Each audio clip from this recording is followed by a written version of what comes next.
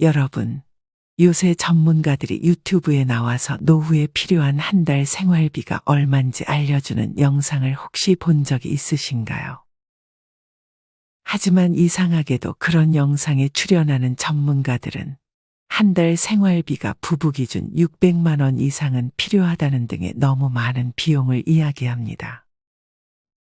그러면서 이런 영상을 보는 시청자분들에게 불안감을 조성하기도 합니다.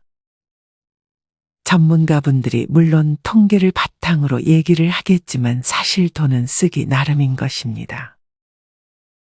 중년 때부터 많이 쓰고 살던 사람은 월 500만 원도 부족하고 소박하게 살던 분들은 월 200도 남는 것입니다. 노후에 한 달 생활비가 600만 원씩 필요하다는 전문가는 부자들을 위한 전문가일 수도 있겠다는 생각이 들었습니다. 해당 영상에 댓글을 단 어떤 분은 둘이 살아도 월 120만 원 정도밖에 쓰지 않는다고 합니다. 방송에 나와서 여행 얘기하며 한 달에 몇백씩 든다고들 말하지만 이분은 놀러 가고 싶을 때마다 가까운 근교의 전철을 타고 가고 시장에서 마트보다 싸게 야채, 두부, 돼지고기 사서 해먹으면 충분하다고 했습니다. 옷도 있는 거 입으면 되고 한강에 매일 운동하러 가고 외식은 거의 안 하면 돈도 모아지고 행복하다고 말씀하셨습니다. 전문가들의 말처럼 과연 노후 월 생활비로 4에서 500 정도 쓰는 사람이 전체의 5%가 될까 싶습니다. 또한 노후 준비로 최소 10억이 필요하다는 말이 나온 적도 있었습니다. 이런 영상들은 많은 분들에게 겁을 주는 것 같습니다. 이렇게 월 300만 원이니 500만 원이니 하는 것보다는 자기 형편에 맞게 노후의 삶을 준비하는 것이 더 중요합니다. 그리고 여기서 추가로 노후에 가장 좋은 재테크인 건강관리만 잘 신경 써주면 충분히 적은 금액으로도 노후를 잘 보낼 수 있지 않을까 생각합니다. 건강관리만 잘하고 쓰기 나름인 돈을 잘 관리해서 사용한다면 전문가들이 말하는 한 달 비용의 반의 반만으로도 충분히 생활이 가능할 수 있습니다. 실제로 은퇴한 분들 중에 아프지만 않는다면 노후 생활비가 생각보다 적다는 말을 하는 분들이 많았습니다. 어느 전문가분은 은퇴 생활비로 교육비 융자금 빼고 지금 쓰는 생활비의 2.5배의 생활비가 있어야 한다고 했지만 이게 곧 모든 분들께 정답은 아닌 것 같습니다. 이에 대한 여러분의 생각은 어떠신가요? 노후에 일을 할 수 있으면 물론 좋지만 그렇지 않다면 연금 등 은퇴 후에 들어오는 돈을 잘 고려해서 그에 맞게 생활을 맞춰주는 방향이 좋은 방향인 것 같습니다. 여기 노후 생활비를 마련하기 위해 주택연금을 상담받으러 근처 관할지사로 향하는 70대 최씨 할머니가 계십니다. 할머니는 5년 전쯤 60 중반이 다 돼서야 내 집 마련을 할 수 있었습니다. 그리고 이제는 그 집을 자식에게 물려주려는 것이 아닌 주택연금을 받기로 결심했습니다. 상담을 받아보니 할머니의 집은 현재 3억 정도 하는 것으로 나왔고 지금의 나이가 70세였기 때문에 한 달에 88만 원 정도를 주택연금으로 받을 수 있었습니다. 할머니는 주택연금을 너무 빨리 받는 것은 오히려 손해를 볼 수 있다는 말을 전해 들었었고 평균 72세의 나이에 주택연금을 받는다는 말에 할머니는 지금이 딱 적기라고 생각했습니다. 주택연금은 집에서 거주하면서 또 연금을 받는다는 점이 할머니에게는 큰 장점으로 다가왔습니다. 어쨌든 한번 살면 평생 이 집에서 살아야 하지만 할머니는 지금 사는 동네가 편하고 만족스러웠기 때문에 이 부분은 큰 문제가 되지 않았습니다. 특히나 걱정했던 것이 주택연금을 신청하면 기초연금이나 국민연금을 받는 것이 줄지 않을까였지만 주택연금은 부채로 계산이 되기 때문에 주택연금을 받더라도 기존에 받던 연금은 그대로 받을 수 있었습니다.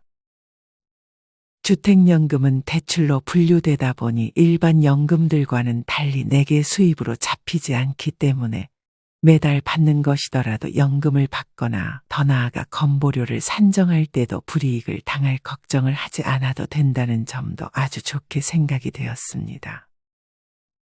주택연금에도 종류가 다양했지만 할머니는 일반 주택연금 그리고 정액형을 선택했습니다. 물론 이렇게 하면 아파트 가격이 오를 때 받을 수 있는 연금이 늘거나 물가가 많이 올랐을 때 그만큼 오르는 것도 아니었지만 할머니는 그냥 일정하게 돈을 받는 것을 원했습니다. 주택연금을 해약할 때는 손해가 있었기 때문에 할머니는 평생 주택연금을 받으며 이 집에서 지내기를 희망했습니다. 할머니는 사실 몇 년 전까지만 해도 집이 있으면 자식들 중 한 명에게 물려주는 것을 당연하게 생각했습니다.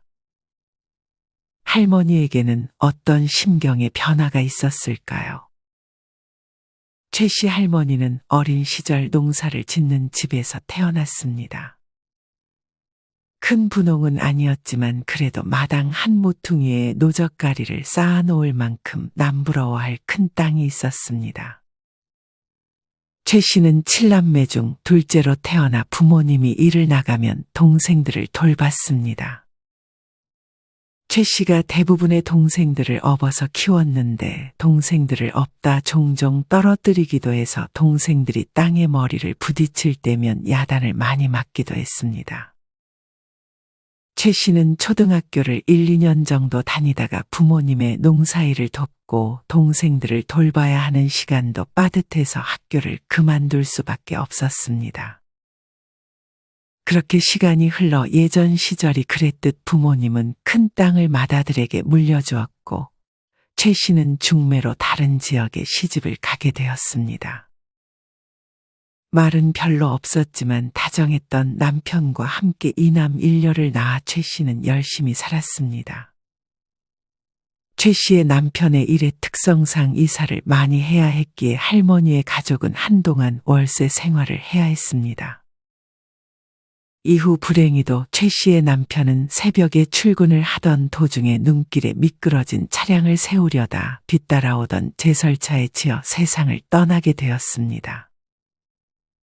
아이고, 당신 없이 어찌 살라고 이리 먼저 가버리시나요? 할머니는 한동안 일을 하지 않으면 견딜 수 없을 정도였습니다. 그래서 할머니는 그 당시 낮에도 밤에도 일을 했습니다. 낮에는 리어카를 끌며 시장 근처에서 야채를 팔았고 밤에는 국수집에서 일을 했습니다. 다행히 자식들은 그맘쯤 결혼을 하거나 서울로 상경에 생활하는 등 출가한 상태였기 때문에 할머니는 그렇게 일을 할 수 있었습니다. 하지만 서울로 간 둘째 아들을 지원하는데 많은 돈이 들어갔습니다. 변호사 시험을 준비했던 둘째 아들이 공부에 매진할 수 있게끔 할머니는 지원을 아끼지 않았습니다. 첫째 아들도 결혼해 집을 마련하는데 큰 돈을 보태주었습니다. 아들들은 살기 바빴고 그나마 근처에 사는 딸만이 할머니를 챙길 뿐이었습니다. 딸은 아무리 엄마가 오빠들에게만 지원을 해줘도 크게 불평하지 않았습니다. 오빠 서울에서 힘들겠네. 내 걱정 말고 오빠 먼저 챙겨줘. 내가 너 하나는 정말 잘 키운 것 같네. 고맙다, 우리 딸. 항상 막내딸은 자기보다는 오빠들을 먼저 챙겨주고 걱정해주는 착한 딸이었습니다. 할머니는 그런 딸에게 항상 미안함과 고마움을 가지고 있었습니다. 이렇게 일을 열심히 했지만 자식들 뒷바라지를 계속했던 탓에 많은 돈을 모으지는 못하긴 했어도 할머니는 열심히 저축을 했습니다. 그렇게 할머니는 60대 중반의 나이에 집을 마련했습니다. 할머니는 예전부터 이곳저곳 떠돌아다니며 월세로 집을 전전하는 것에서 벗어나 드디어 집을 마련한 것에 큰 만족감을 느꼈습니다. 이 당시 주택 가격이 높았던 것은 아니지만 그래도 집을 마련한 것이 너무 뿌듯했습니다. 할머니는 어릴 적 자연 근처에서 살았었기 때문에 전원 생활에 미련은 없었습니다. 전원 생활에 좋은 점도 있었지만 벌레도 많고 한 것보다는 그냥 병원 가까이 위치하고 산책로도 있고 주변에 마트나 시장도 있는 지금 집이 너무 좋았습니다. 할머니는 지속적으로 야채를 팔았지만 점점 몸이 한 군데씩 아파오기 시작해 이 일을 언제까지 할 수 있을지 몰라 두려웠습니다. 할머니는 집에서도 한 달 전기세가 10,000원도 안 나오고 항상 플러그를 뽑아 놓아야 안심이 되었습니다. 그리고 지하철을 공짜로 타며 놀러 가고 싶을 때는 돈 안 들이고 놀러 가기도 했습니다. 둘째 아들은 변호사 시험에 결국 붙지 못했지만 직장에 취직을 했고 큰아들과 막내딸도 결혼해서 할머니의 마음이 아주 편했습니다. 이제 자기 노후만 챙기면 된다고 생각했습니다. 얼마 후 막내딸의 아들의 돌잔치가 열렸습니다. 모처럼 가족들이 한자리에 모였습니다. 손주는 할머니가 돌잡이 물건으로 넣어놓은 연필을 손에 꼭 쥐었습니다. 이날 할머니는 손주의 재롱을 보며 즐거운 시간을 보냈습니다. 돌잔치가 끝나 할머니가 집으로 가고 얼마 후 딸에게 전화가 왔습니다. 엄마, 아무리 그래도 그렇지. 현우 돌잔치에 달랑 신발 하나가 뭐야? 나한테 해주는 게 그렇게 아까워? 그것도 좋은 거야. 나는 나한테 뭐 하나 좋은 거 사주지도 않고 너네랑 손주들한테만 좋은 거 사는데 뭐가 아까워한다는 거야? 할머니는 처음 보는 막내딸의 모습에 당황했습니다. 딸은 뭐가 마음에 안 들었는지 말을 이어갑니다. 그리고 지난번에 우주 용돈으로 10,000원 꼴랑 준 건 뭔데? 애기가 뭐 그렇게 돈 쓸 게 있다고 애초에 간식 사 먹으라고 준 거다. 그럼 용돈으로 대체 얼마를 줘야 하는 건데? 할머니는 사실 예전에 큰아들의 자식들에게는 용돈을 두둑히 챙겨줬지만 지금은 할머니도 일을 언제까지 할지 모르고 자식에게 용돈 받는 생활을 하기 싫었기에 손주들에게 주는 용돈을 조금 줄인 것이었습니다. 이제 애미도 일 언제까지 할지 모르고 너네한테 손 벌리기 싫어서 조금 아껴보려는데 이해해줬으면 싶다. 다른 분이 풀리지 않았는지 대답도 하지 않은 채 전화를 끊었습니다. 항상 양보를 해줬던 딸이었기에 할머니는 이해가 가지 않았습니다. 사실 딸은 그간 쌓여왔던 것입니다.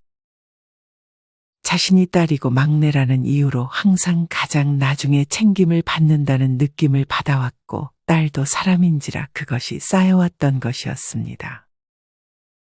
하지만 딸에게 아들 둘만큼 해주진 못해줬어도 딸이 결혼할 때 큰아들만큼 돈을 지원해 주었기에 할머니는 더욱 딸의 이런 반응을 받아들이기 힘들었습니다. 이후 작은 아들도 이제 곧 결혼을 하겠다는 말을 할머니에게 전했습니다. 엄마, 나 이번에 결혼할 사람 만나는데 집은 그쪽에서 해주겠대. 혼수라도 내가 해야 할 것 같은데 내가 직장 다닌 지 얼마 안 됐잖아. 다들 짝이라도 한 것처럼 큰 아들도 전화가 와서 엄마, 아무래도 우리 창현이 데리고 미국에서 살까 하는데 당장 내가 거기서 바로 직장을 얻을 수 있는 게 아니라서 조금만 도와줄 수 있어? 할머니는 풀이 죽은 듯 답했습니다. 생각해 보마. 부모 노릇은 눈 감기 전까지라더니 자식들은 나이가 들어도 아직 어린애 마냥 할머니에게 기대는 버릇이 있었습니다. 자식들의 부탁이라면 뭐든 들어줬던 할머니는 그간 자신의 행동을 후회했습니다. 할머니는 자식들의 부탁은 뭐든 들어줬었습니다. 그냥 그때는 할머니도 그렇게 하는 것이 좋았습니다. 잠깐 서울 집에 좀 와서 손주들 좀 봐달라. 아이 유치원에 데려다 달라 하는 부탁을 할머니도 좋아했고 자식들도 할머니가 그렇게 하는 것을 좋아한다고 생각해 더욱 자식들이 부탁하는 빈도가 늘어간 것이었습니다. 할머니는 주변에서 그리고 방송이나 유튜브를 보며 못 사는 노인들을 보면서 단호하게 자신의 노후는 자신이 챙겨야 한다는 것을 터득한 터였습니다. 하지만 막상 자식들의 부탁을 듣고 나서는 집을 팔아서라도 조금씩 도와줄까 하는 생각을 하지 않았던 것은 아니었습니다. 그래도 일을 하고 있었고 연금을 꼬박 받았기에 집을 팔아도 충분히 살 수 있지 않을까 고민하기도 했습니다. 할머니는 이 집도 자식들 중 한 명에게 물려주는 것을 당연하게 생각했습니다. 하지만 할머니는 두려웠습니다.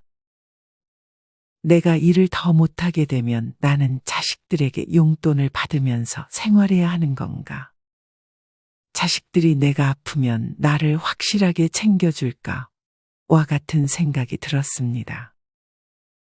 할머니는 단호해져야 했습니다. 그리고 자식들과 상의하지 않고 지금 살고 있는 집을 담보로 주택연금을 신청했습니다. 얼마 후 큰아들이 전화가 와서 엄마, 생각해봤어? 아무래도 앞으로는 금전적으로 도와주기는 힘들 것 같구나. 뭐라고? 생각해본다며? 지금 비자랑 다 준비했는데 뭐야? 그래, 생각해본다고 했지 누가 해준다고 그랬냐? 그리고 너한테 제일 많이 해줬는데 왜 너까지 불만인 건데? 내가 가는 것도 아니고 너가 이제 가장이면 거기서 조금 고생해서라도 돈을 벌 생각을 해야지.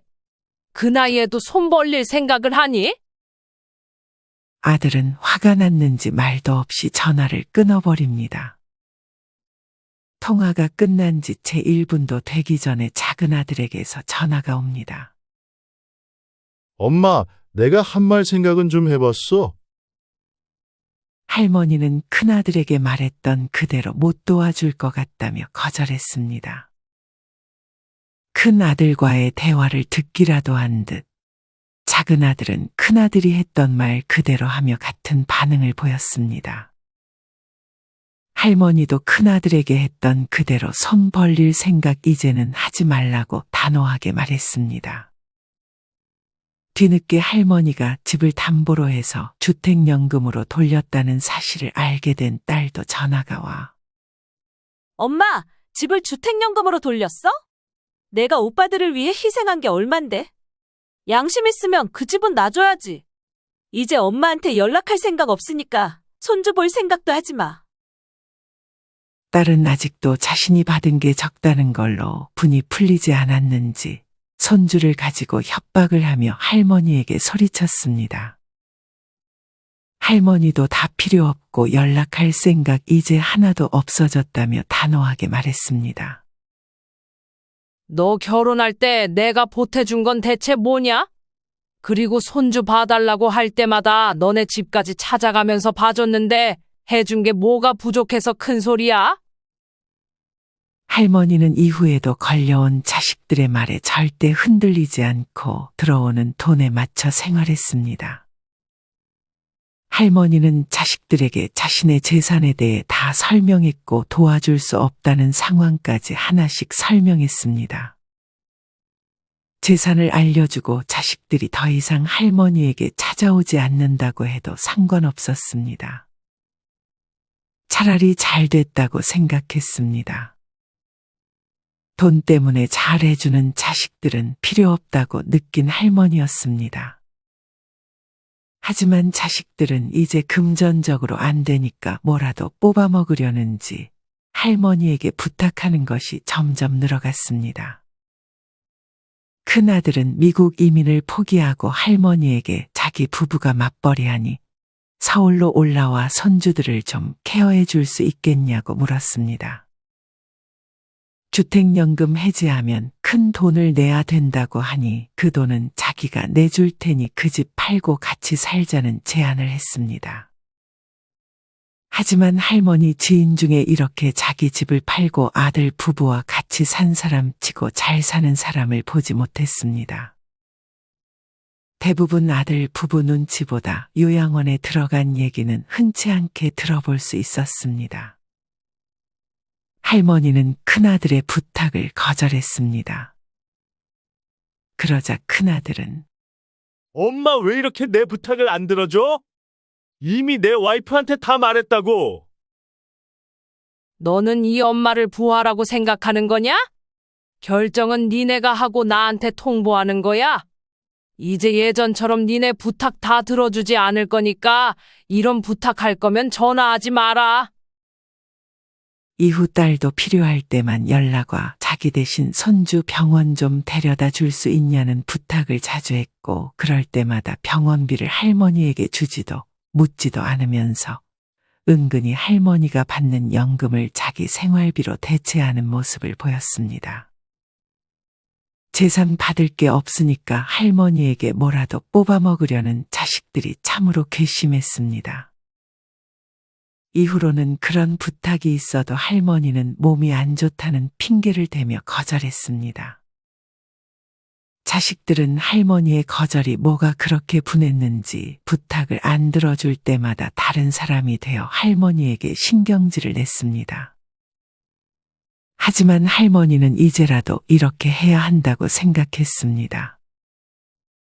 이렇게 자식들 말 다 들어주다가는 할머니의 인생을 사는 것이 아닌 자식들에게서 영원히 벗어나지 못한 삶을 살 것만 같은 두려움을 느꼈습니다. 할머니는 이후로 자식들의 연락을 잘 받지 않았습니다. 자식들과 연이 끊어지는 한이 있더라도 손주들을 못 보더라도 이제는 자신의 삶을 살고 싶었습니다. 할머니는 주택연금과 기초연금으로 이제는 더 이상 일을 안 해도 아끼고 살면 괜찮았습니다. 그리고 아플 것을 대비해 아주 조금씩 저축을 하며 이제는 자기가 하고 싶은 것들을 하면서 인생을 살기로 다짐했습니다. 할머니는 예전에 초등학교를 2년밖에 다니지 못한 것에 한이 있었습니다. 할머니는 복지회관에 들어가 글쓰기 수업을 받았습니다. 서툰 글씨를 한자 한자 써가며 초등학생보다도 삐뚤빼뚤한 글씨지만 배우는 것에 큰 재미를 느꼈습니다. 할머니는 사실 노래 부르는 것을 가장 좋아했습니다.